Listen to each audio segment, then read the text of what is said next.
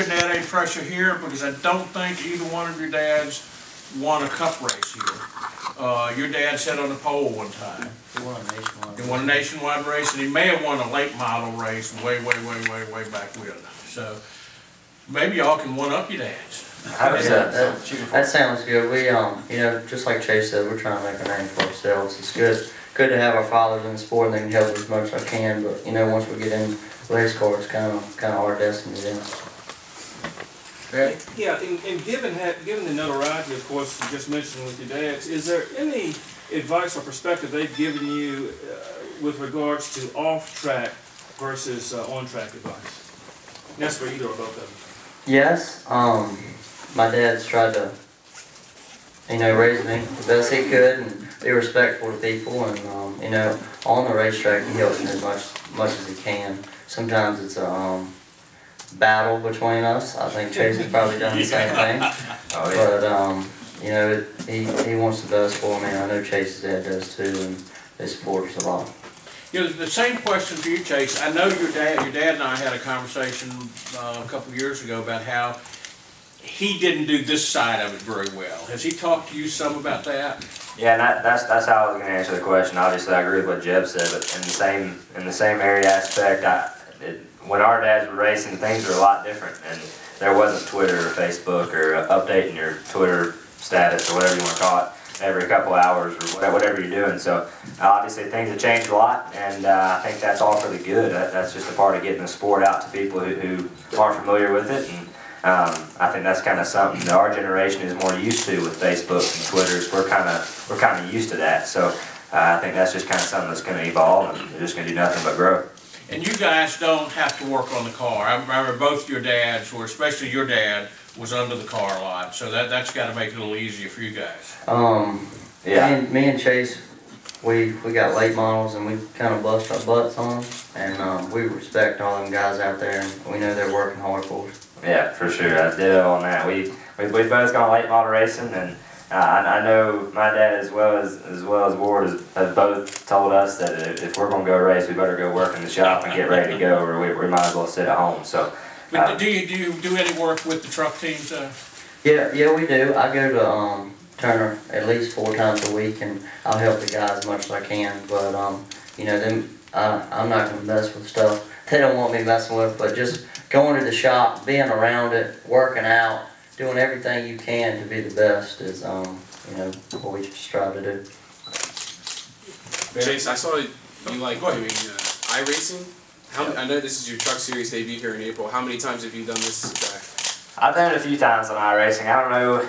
I've talked a couple people about that this morning. It's a little different. It really is. It's the racetrack and the bumps and stuff, I guess you could kind of relate to, but just the atmosphere and kind of your surroundings are a lot different here anyway. Some racetracks are on point as far as that goes, but I mean, I think that there's stuff you can take from iRacing and just kind of have an idea of, heck, even if it's just where to enter the pits, that you're one up on not knowing where that was when you got here. So, you know, I think anything you can do, any kind of, you know, knowledge you can get at the racetrack before you show up is going to do nothing but help. And I think iRacing is going to, I think it could help more road racing than anything. Kind of getting an idea of road courses before you go to them.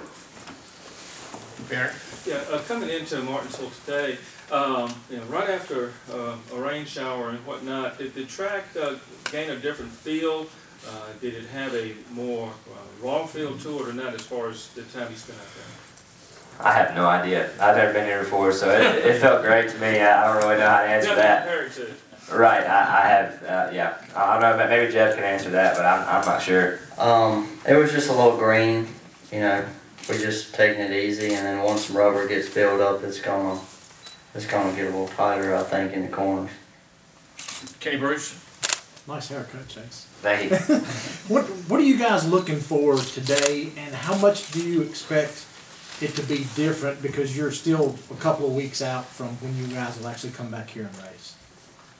Well, I'm sure it's going to be a lot different. I think for at least for me today is just kind of continue to learn these trucks. Obviously go as fast as we possibly can today.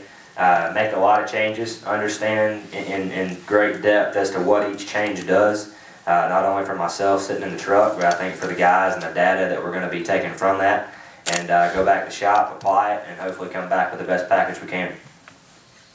I agree. We're here today to, us drivers like to look at them lap times and compare what everybody else is running, but today is to figure out what we need to be the best we can be when we come back, because then that's, you know, it doesn't pay to practice.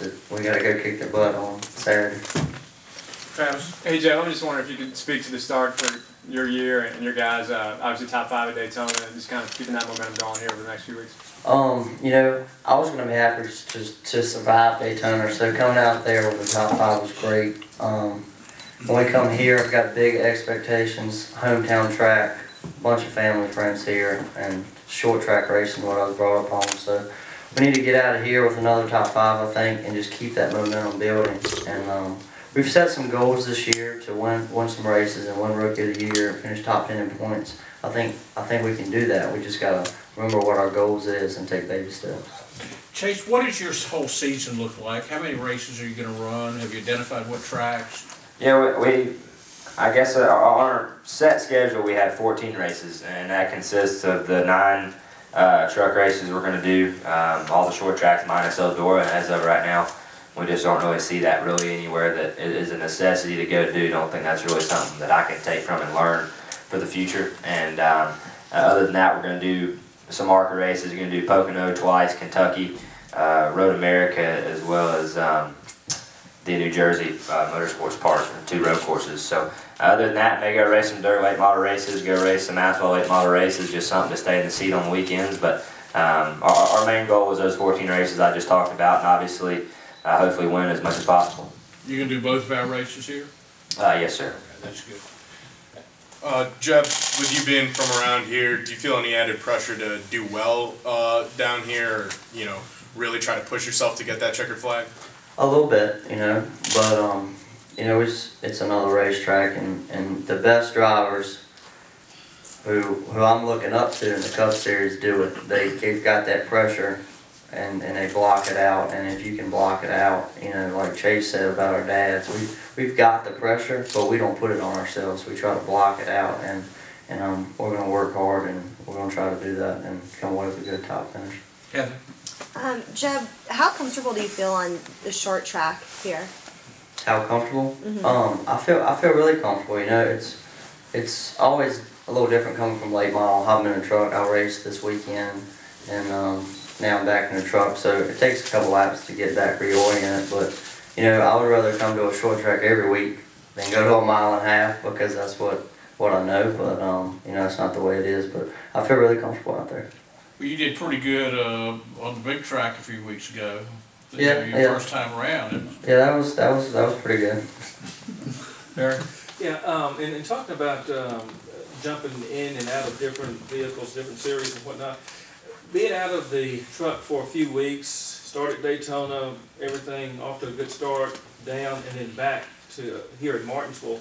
Is it like having to restart the season, or the fact that you're jumping into other vehicles that you're able to maintain? I think that's why you know, I'm trying to run my late model so I can stay in the seat like Chase is, and you know, just trying to be the best we can be. I wish the break wasn't as big as what it is, but I'm glad we're here today and getting better for a couple weeks.